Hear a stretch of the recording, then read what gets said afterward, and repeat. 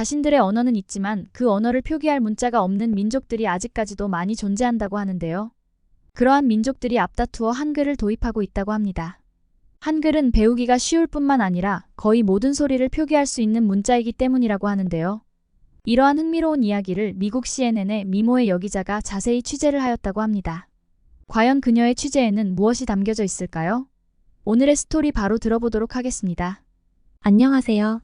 저는 미국 CNN에서 기자로 일하고 있는 32살의 루나입니다. 이번에 특집으로 문자의 역할과 한글이 가지는 특별함을 알리는 기사를 작성하게 되었는데요.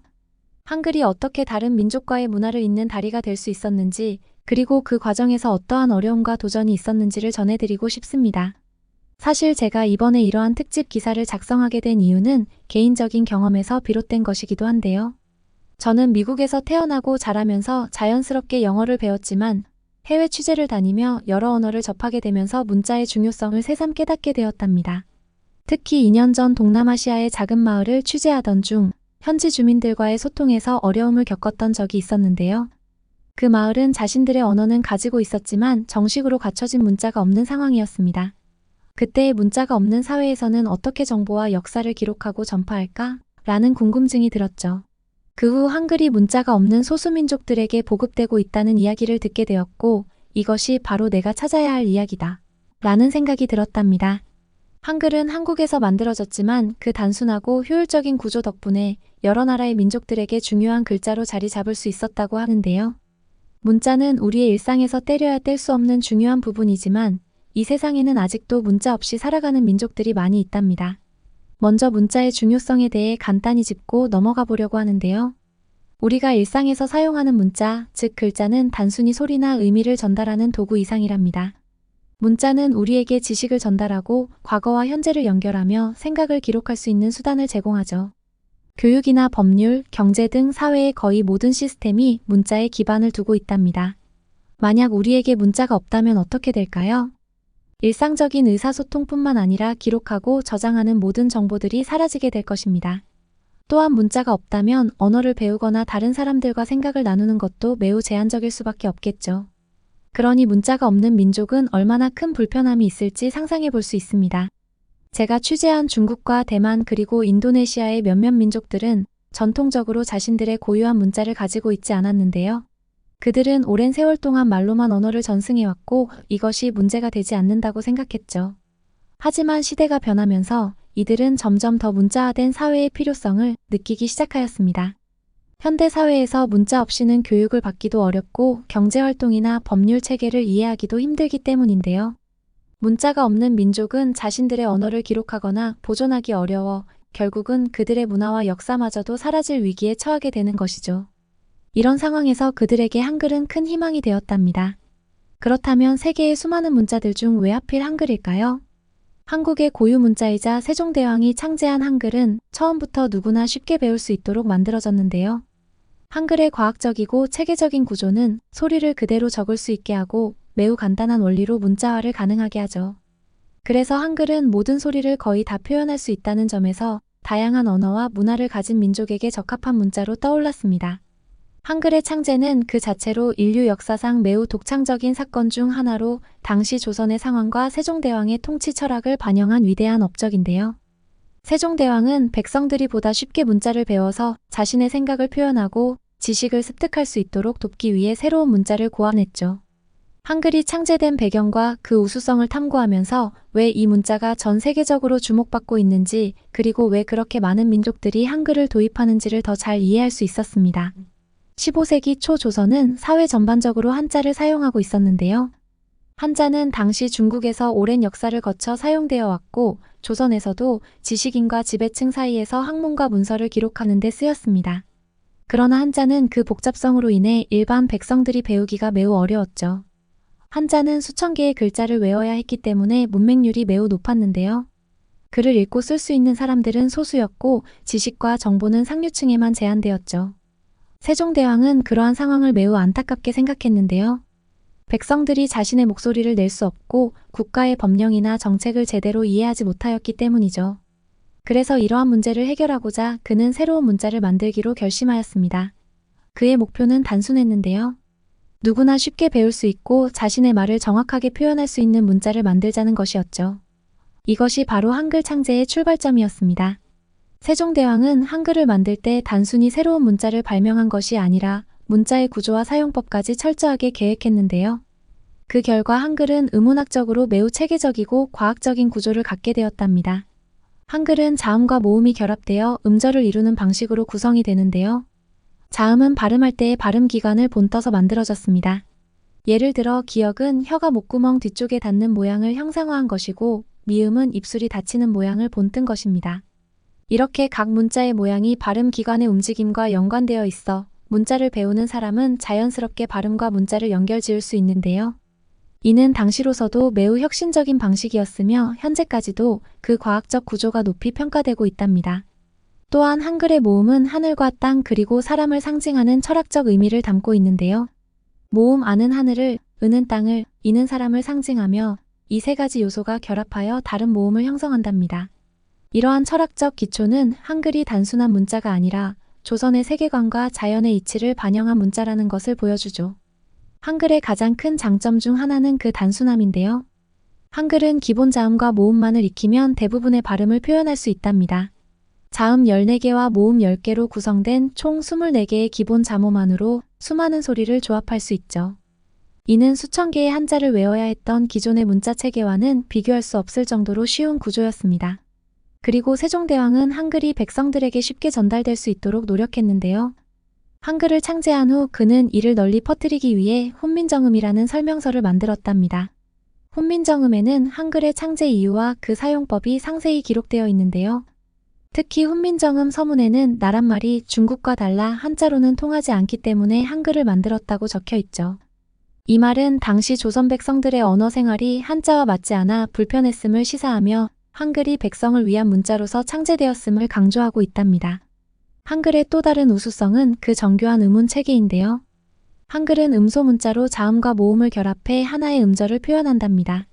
이러한 방식은 세계 대부분의 언어를 표기하는 데 있어 매우 효율적인데요. 한글이 각 민족의 고유한 발음을 거의 완벽하게 표현할 수 있는 문자인 동시에 문법적 유연성까지 가지고 있기 때문이죠.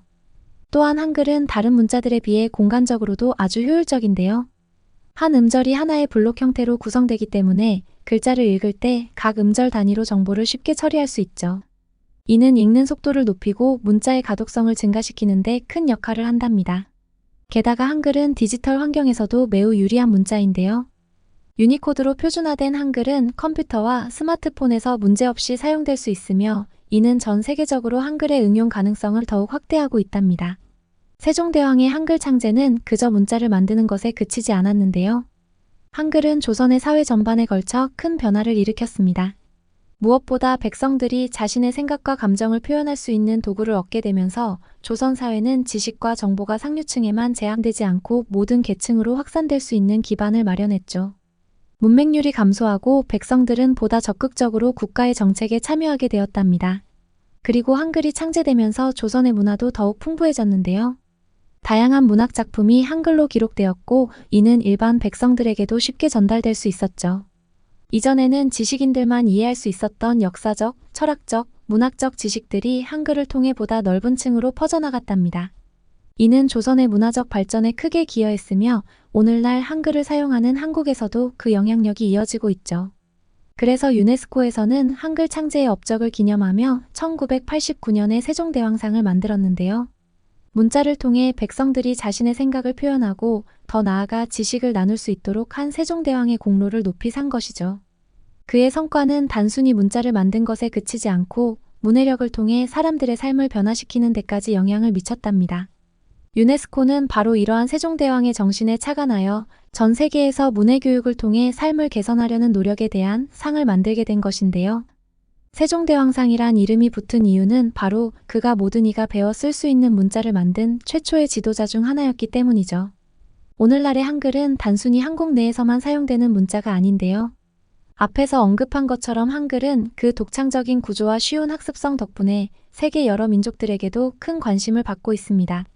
특히 문자가 없는 민족들이 한글을 도입함으로써 자신들의 언어를 기록하고 보존하는 데 큰 도움을 받고 있죠. 한글은 이제 한반도를 넘어 전 세계에서 새로운 가능성을 열어가고 있답니다. 한글이 이렇게 세계적인 문자로 인정받는 데에는 여러 이유가 있는데요. 그 첫째로 한글은 배우기가 아주 쉽다는 것입니다. 문자 구조가 단순하면서도 체계적이기 때문에 어린아이부터 성인에 이르기까지 누구나 쉽게 익힐 수가 있습니다. 둘째로 한글은 발음의 정확성을 보장한다는 것인데요. 대부분의 언어에서 한글은 그 소리를 거의 완벽하게 표기할 수 있답니다. 그리고 마지막으로 한글은 디지털 환경에서도 매우 적합하다는 것인데요. 유니코드로 표준화된 한글은 컴퓨터나 스마트폰, 태블릿 등 다양한 디지털 기기에서 자유롭게 사용될 수 있기 때문입니다. 이러한 한글이 영어나 중국어, 일본어와 같은 주요 언어들에 비해 더 우수하게 평가되는 이유가 있는데요. 그를 위해 각 언어가 가지고 있는 특성과 한글의 구조적 장점을 비교해 볼 필요가 있습니다. 첫 번째로 영어는 세계적으로 가장 널리 사용되는 언어 중 하나이지만 배움의 측면에서 보면 꽤나 까다로운 편인데요. 가장 큰 이유 중 하나는 발음 규칙이 매우 복잡하다는 점입니다. 영어에서는 한 글자가 여러 가지 소리를 낼 수 있고 또 반대로 한 소리가 여러 글자로 표현되기도 하죠. 예를 들어 OUGH라는 철자는 도, 스루, 소트, 터프 등에서 모두 다른 소리로 발음이 되는데요. 이런 불규칙한 발음 규칙은 언어를 처음 배우는 사람에게 큰 혼란을 줄 수 있답니다. 반면에 한글은 철자와 발음이 1대1로 대응을 하는데요. 다시 말해 한글의 자음과 모음은 항상 같은 소리를 내기 때문에 한번 배운 발음 규칙은 끝까지 유지가 된답니다. 이렇게 명확한 규칙 덕분에 한글은 배우기가 훨씬 쉽고 특히나 문자가 없는 민족들에게는 더 직관적인 것이죠. 또한 영어는 역사적으로 라틴어나 프랑스어, 게르만어 등 다양한 언어의 영향을 받으면서 어휘가 복잡하게 발전했는데요. 그 결과 같은 의미의 단어나 표현이라도 여러 가지 단어로 나타날 수가 있습니다. 이는 영어를 배우는 사람들에게 커다란 부담을 줄 수 있죠. 반면에 한글은 창제 시에 발음과 문자의 일관성을 최우선으로 하였기 때문에 영어에 비해 훨씬 논리적이고 단순한 구조를 가지고 있답니다. 그 다음 중국어는 한자라는 복잡한 문자 체계를 사용하는데요. 한자는 수천 개의 글자가 각각 독립된 의미를 가지고 있습니다. 그로 인해 중국어를 배우는 데에는 엄청난 시간과 노력이 필요하죠. 특히 문자가 없는 민족이 한자를 도입하려면 그들의 언어를 표현할 수 있는 수많은 새로운 글자를 개발해야 할 수도 있습니다. 게다가 한자의 또 다른 문제는 발음과 문자의 불일치인데요. 한자는 뜻 글자이기 때문에 글자를 보고 그 소리를 정확히 알기가 어렵죠. 예를 들어 동음이어처럼 같은 소리를 내는 글자들이 여러 개가 있어 듣기만으로는 그 뜻을 이해하기가 어려운 경우도 많답니다. 이와 비교하였을 때 한글은 발음 중심의 표현 문자이기 때문에 한글을 보고 발음을 바로 알 수 있는데요. 이는 단순히 소리를 표기하는데 그치지 않고 그 발음이 언어의 의미와 직결되므로 배우는 사람들에게 훨씬 직관적인 경험을 제공하게 된답니다. 또한 한글은 자음과 모음의 결합만으로 수많은 단어를 만들 수 있어 문자의 수가 상대적으로 적으면서도 강력한 표현력을 자랑한답니다. 마지막으로 일본어는 히라가나와 가타카나 그리고 한자를 혼합해 사용하는 복잡한 문자 시스템을 가지고 있는데요. 그래서 일본어 학습자는 세 가지의 다른 문자를 익혀야 한답니다. 이는 일본어를 배우는 데 있어 큰 어려움을 초래하죠. 게다가 일본어의 음절 구조는 상대적으로 단순하지만 이로 인해 다른 언어의 발음을 정확하게 표현하는 데는 한계가 있는데요. 예를 들어 일본어는 카, 사, 타와 같은 단순 음절을 중심으로 발음하기 때문에 외래어나 복잡한 발음을 담아내기에 어려운 경우가 많답니다. 그러나 한글은 모음과 자음의 결합을 통해 복잡한 음절까지도 표현할 수 있는데요. 단순한 음절뿐만 아니라 두 자음과 하나의 모음 혹은 모음 사이에 자음이 들어간 음절까지도 모두 표현할 수 있죠. 이 덕분에 한글은 다양한 언어의 소리를 보다 정확하게 기록할 수 있는데요. 예를 들어 일본어로는 발음하기 어려운 복잡한 외래어도 한글로는 쉽게 적을 수 있답니다. 이제 한글의 구조적 장점이 왜 문자가 없는 민족들에게 더 적합한지 이야기해 보려고 하는데요. 한글은 발음 기관을 시각적으로 반영한 문자라는 점에서 학습이 매우 직관적이랍니다. 자음은 발음을 할 때 혀나 입의 위치를 시각적으로 표현하고 모음은 하늘과 땅 그리고 사람을 상징하는 철학적 의미를 담고 있는데요. 이러한 논리적이고 상징적인 구조 덕분에 한글은 그 자체로 기억하기가 쉬워 배우는 사람에게 큰 도움을 준답니다. 다른 언어들은 그저 문자로서의 기능만을 하는 데 비하여 한글은 자연스럽게 소리를 이해하고 표기할 수 있는 직관성을 가지고 있는 것이죠. 이것은 한글이 찌아찌아족과 같은 소수 민족들에게 빠르게 받아들여질 수 있었던 이유이기도 합니다. 또한 한글은 기술적 발전과 함께 그 전파 속도가 더욱 빨라지고 있는데요. 디지털 기기에서 한글을 입력하는 속도는 다른 문자들보다 월등히 빠르고 소리와 문자가 직결되는 특성 덕분에 의사소통에 있어 매우 효율적이랍니다. 이는 문자 보급의 측면에서도 중요한 장점으로 작용하는 것이죠. 게다가 한글이 가지는 유연성은 문자가 없는 민족들에게 매우 중요한 요소 중의 하나인데요. 영어나 중국어, 일본어 등은 각기 그 나라의 문화와 언어적 특수성을 기반으로 발달하였기 때문에 그 특수성을 넘어서기 힘든 경우가 많습니다. 특히 중국어와 일본어는 그 문화와 언어 체계에 깊이 뿌리 박혀 있어 외국어로서 사용되거나 다른 민족의 언어를 표현하는 데에 많은 어려움이 있답니다. 그러나 한글은 그런 제약에서 비교적 자유로운 편인데요. 한글은 어떠한 언어이든지 받아들일 수 있는 개방적인 구조를 가지고 있기 때문에 특정 문화나 언어 체계에 얽매이지 않는 것이죠. 이는 한글이 다양한 소수민족들의 언어를 기록하고 보존하는 데 훨씬 더 적합한 이유랍니다. 앞에서 말씀드렸듯이 세계에는 아직도 자신들의 언어를 표기할 문자가 없는 민족들이 많이 존재하는데요. 인도네시아의 찌우찌우족부터 중국의 어원키족 그리고 대만의 부눈족은 이러한 문자를 가지지 못한 민족 중의 일부였습니다. 하지만 이들은 모두 공통적으로 자신들의 언어를 표기하기 위해 한글을 도입하였는데요. 한글은 배우기가 쉽고 거의 모든 소리를 표기할 수 있는 문자이기 때문이죠. 한글이 국제적으로 도입된 첫 번째 사례는 인도네시아의 찌우찌우족인데요. 찌우찌우족은 수마트라 섬 남부에 위치한 부족으로 고유의 언어를 가지고 있지만 이를 표기할 문자가 없었답니다. 이 문제를 해결하기 위해 2009년 한국의 언어학자들이 찌우찌우족과 협력하여 한글을 그들의 공식 문자로 채택하게 되었는데요. 찌우찌우어는 한국어와 발음 구조가 비슷하여 한글이 그들의 언어를 적는데 매우 적합하다는 평가를 받았죠. 찌우찌우족이 한글을 선택한 이유는 그만큼 배우기가 쉽고 음성 언어를 정확하게 표기할 수 있기 때문이었는데요. 한글의 24개 기본 자음과 모음을 조합하여 그들의 다양한 소리를 표현할 수 있었답니다. 찌우찌우족은 이 단순하면서도 강력한 구조 덕분에 문자를 쉽게 배울 수 있었고 이는 부족 내 문맹률을 낮추는 데 크게 기여했죠. 그리고 중국의 북동부에 위치한 어원키족도 오래전부터 자신들만의 언어를 가지고 있었지만 이를 표기할 문자가 없었는데요. 어원키어는 매우 독특한 발음을 가지고 있어 기존의 중국어 표기 체계로는 이를 정확하게 표현하기가 어려웠답니다. 한글은 이러한 어원키어의 복잡한 소리들을 정확하게 표기할 수 있는 장점을 가지고 있었고 그들은 한글을 자신들의 문자로 도입하게 되었죠. 어원키족의 경우 한글의 음소적 특성 덕분에 모든 발음을 빠짐없이 표현할 수 있었는데요. 특히 한글은 각 문자의 모양이 발음 기관의 모양을 반영하고 있어서 발음을 배우기에도 쉬웠답니다. 이러한 특징 덕분에 어원키족은 한글을 통하여 자신들의 언어를 보다 정확하게 표현하고 기록으로 남길 수 있게 되었습니다. 또한 대만의 부눈족은 그들의 전통 언어를 거의 잃어버릴 뻔한 위기에 처해 있었는데요. 젊은 세대는 부눈어를 배우지 못하고 있었고 그러한 부눈어는 점차 사라질 위험에 빠져 있었죠.